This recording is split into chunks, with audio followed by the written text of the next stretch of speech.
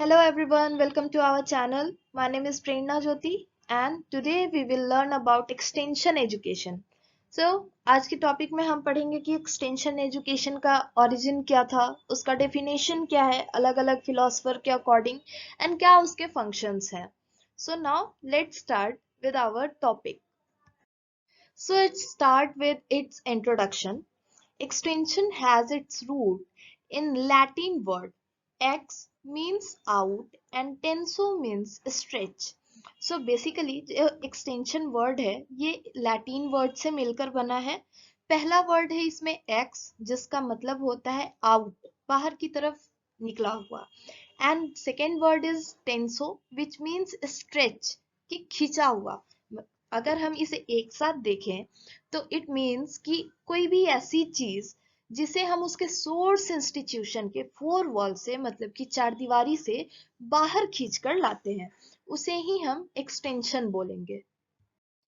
The word extension is commonly used to understand and to extend the new ideas and practices. So जो word extension है उसका common use हम लोग करते हैं किसी भी नए आइडिया या फिर प्रैक्टिस को एक एक्सटेंड तक समझने के लिए. It is the process of bringing desirable change into the behavior of the human being. So extension education एक ऐसा प्रोसेस है जिसके थ्रू हम ह्यूमन बीइंग में एक डिजायरेबल चेंज ला सकते हैं, उनके बिहेवियर को मॉडिफाई कर सकते हैं. Okay, so this is extension education.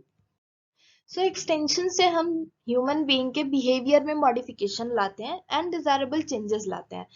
अब ये बिहेवियरल कंपोनेंट्स क्या क्या होते हैं. फर्स्ट होता है आइडियाज, कि जो भी ह्यूमन बीइंग है उनके आइडियाज को हम मॉडिफाई करते हैं, उसको एक डायरेक्शन देते हैं कि किस डायरेक्शन में उसके आइडियाज पे उसको काम करना चाहिए. Second is knowledge. Knowledge itself हमारे बिहेवियर को इन्हांस करने का काम करता है. नेक्स्ट है norms and skills. Norms and skills हो गए कि उनका क्या स्किल्स है, जो भी उनका स्किल है, लाइक कोई अगर फ्लूट प्ले कर रहा है, कोई ड्राइंग कर रहा है, पेंटिंग कर रहा है, तो इन सारी चीजों में वो और ज्यादा उसको पॉलिश कर सके और ज्यादा इन्हांस कर सके. फिर है values and attitude. Values and attitudes जो है बहुत ही इंपॉर्टेंट रोल प्ले करता है हमारी लाइफ में. लाइक आप कितने भी बड़े हो जाओ या कुछ भी कर लो, आपका जो वैल्यू है वही आपको गाइड करता है फ्यूचर में कि आपको क्या करना है क्या नहीं करना है. तो हम एक्सटेंशन एजुकेशन से उनके वैल्यूज और एटीट्यूड को मॉडिफाई कर सकते हैं, उनके अंडरस्टैंडिंग और बिहेवियरल कंपोनेंट को भी हम मॉडिफाई कर सकते हैं. अभी हमने ये देखा कि एक्सटेंशन एजुकेशन का इंट्रोडक्शन क्या है, क्यों यूज करते हैं हम लोग और कैसे उसे यूज कर सकते हैं. नाउ अब हमारे पास कुछ फिलोसफर्स के डेफिनेशन है कि उनके अकॉर्डिंग एक्सटेंशन एजुकेशन क्या है. फर्स्ट इज केस्ले एंड हिरने. इन्होंने 1963 में एक्सटेंशन एजुकेशन को लेकर एक डेफिनेशन दिया था जिसमें उन्होंने बोला कि extension work is an out of school system of education in which adult and young people learn by doing. Basically इन्होंने कहा कि एक्सटेंशन वर्क एक out of the school system education है, मतलब कि हम उसके लिए हमें स्कूल नहीं जाने की जरूरत है, जो डे टू डे नीड्स को लेकर के हम जो कुछ भी सीखते हैं वो हमारा एक्सटेंशन एजुकेशन है. एंड यहाँ पर मोस्ट ऑफ द पीपल जो अडल्ट पीपल हैं, यंग पीपल हैं, वो लर्निंग बाय डूइंग से सीखते हैं, मतलब कि खुद करते हैं एंड फिर सीखते हैं, लाइक प्रैक्टिस से वो सीखते हैं उस चीज को.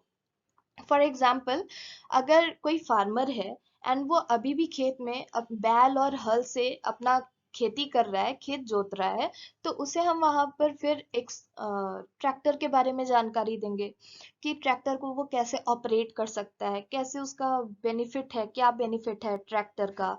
हल और ट्रैक्टर दोनों में कितना ज्यादा डिफरेंस है, टाइम सेव कर रहा है ट्रैक्टर. तो ये सारी जो एजुकेशन है ये वो खुद करके सीख रहा है and this is extension education.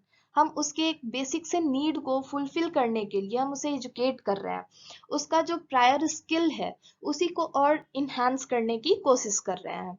Now it is partnership between the government and people which provides service and education designed to meet the people needs. Basically जो एक्सटेंशन एजुकेशन है ये एक पार्टनरशिप प्रोग्राम आप कह लो वो है, गवर्नमेंट और people दोनों के बीच में। यहाँ पर हम इस एजुकेशन के थ्रू बहुत सारे सर्विसेज प्रोवाइड करते हैं और एजुकेशन प्रोवाइड करते हैं सो दैट लोगों की जो नीड्स हैं वो उनको फिलफिल कर सके आसानी से, इजिली। अब यहाँ पर इसका फंडामेंटल ऑब्जेक्टिव क्या हो जाएगा, जब वो लोगों की नीड्स को ही फुलफिल करने के लिए एजुकेट कर रहा है लोगों को, एंड उसके लिए हमारे को ये जरूरी नहीं है कि हम स्कूल ही जाकर सीखें। तो एक्सटेंशन एजुकेशन का जो फंडामेंटल ऑब्जेक्टिव है वो लोगों का डेवलपमेंट हो जाता है।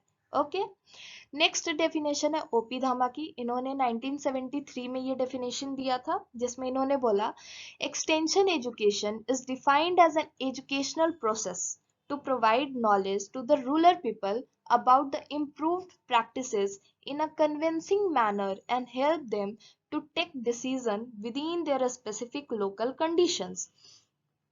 अभी हमने एक एग्जाम्पल लिया था फार्मर का जो कि हल से ही अभी भी अपने खेत को जोत रहा है। अगर हम उसे ट्रैक्टर की जानकारी दे रहे हैं तो वो क्या हो रहा है, आप किसी भी रूरल पीपल को एक इम्प्रोवाइज्ड प्रैक्टिस की जानकारी दे रहे हैं। मतलब कि पहले के टाइम पे हल था जहां पर कि आपको मैनुअल काम ज्यादा करना पड़ रहा था, आपका लेबर ज्यादा लग रहा था। अब उस चीज को मॉडिफाई करके हमने ट्रैक्टर बना दिया जहां पे आपका मैनुअल वर्क थोड़ा कम हो जा रहा है, टाइम सेव हो रहा है, एनर्जी सेव हो रहा है। तो ये क्या है, इम्प्रूव्ड प्रैक्टिस है।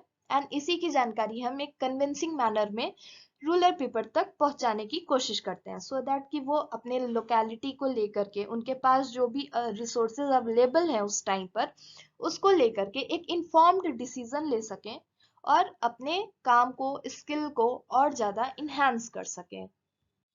Now what is history of extension. History is basically origin कि हमारा एक्सटेंशन वर्ड या फिर एक्सटेंशन एजुकेशन टर्म कैसे स्टार्ट हुआ, कैसे प्रैक्टिस में आया। So the common use of the term university extension was first recorded in 1940। University extension जो टर्म है इसका पहली बार कॉमन यूज हमारा 1940 में हुआ था और ये ब्रिटेन में यूज किया गया था। And it was incorporated by the royal commission in Oxford university and colleges in 1952। And फिर धीरे धीरे इसे रॉयल कमीशन में इनकॉर्पोरेट किया गया ऑक्सफोर्ड यूनिवर्सिटी और कॉलेजेस में इन 1952। The first practical steps were taken in 1967 to 1968 by James Starr, who gave lectures to different men and women's club। So इसका जो पहला practical step इसको लेकर के उठाया गया था वो 1967 से लेके 1968 तक के बीच में हुआ था। एंड इसके पियोनर कौन थे, जेम्स स्टार्ट थे। ठीक है, इन्होंने अलग अलग लोगों के बीच में जाके, मेन वुमेन के बीच में जा करके और उनको लेक्चर देना स्टार्ट किया। जैसे अलग अलग जो क्लब्स थे वहां पर जाके वो लेक्चर देते थे एंड उनको उनकी जो भी डेली नीड्स है या जो भी उनको स्किल्स की जरूरत है उसको लेकर के ये उनको लेक्चर प्रोवाइड करते थे जिससे कि उनका और स्किल्स इन्हांस हो सके। Later, he applied to the Cambridge University to start and organize centers for extension lectures. So, he is often considered the father of university extension. And बाद में पहले तो इन्होंने छोटे छोटे क्लब में जा करके और लेक्चर देना स्टार्ट किया, फिर धीरे धीरे इन्होंने कैम्ब्रिज यूनिवर्सिटी में लेक्चर्स ऑर्गेनाइज करने स्टार्ट किए और सेंटर्स ऑर्गेनाइज करते थे एंड वहां पर जाके ये एक्सटेंशन लेक्चर देते थे। एंड दैट्स वाई इनको फादर ऑफ यूनिवर्सिटी एक्सटेंशन भी कहा जाता है क्योंकि इन्होंने ही इस चीज की शुरुआत की। Dr. J.P. Liggins of USA is known as father of extension and father of extension हम J.P. Liggins को बोलते हैं जो कि USA के थे। Whereas Dr. N.K. Singh is known as father of extension in the Indian context। अगर हम बात करें इंडियन कॉन्टेक्स्ट की तो वहां पे इंडियन कॉन्टेक्स्ट में फादर ऑफ एक्सटेंशन हम डॉक्टर N.K. सिंह को बोलते हैं। So this is all about कि हमारा एक्सटेंशन एजुकेशन का इंट्रोडक्शन क्या है, उसके डिफिनेशन क्या है एंड उसका ओरिजिन या आप कह लो कि हिस्ट्री क्या है। होपफुली आपको ये लेसन अच्छे से समझ में आया होगा। अगर आपको किसी भी तरीके का कंफ्यूजन है, क्वेरी है, या फिर हमारे लिए आपके पास किसी भी तरह का फीडबैक है, तो आप कमेंट सेक्शन में हमसे पूछ सकते हैं, हमें बता सकते हैं। एंड आप हमारे चैनल को लाइक, सब्सक्राइब और शेयर भी कर सकते हैं, सो दैट आपको इसी तरीके की और भी बहुत सारे लेसन का प्रायर नोटिफिकेशन मिल सके। Thank you.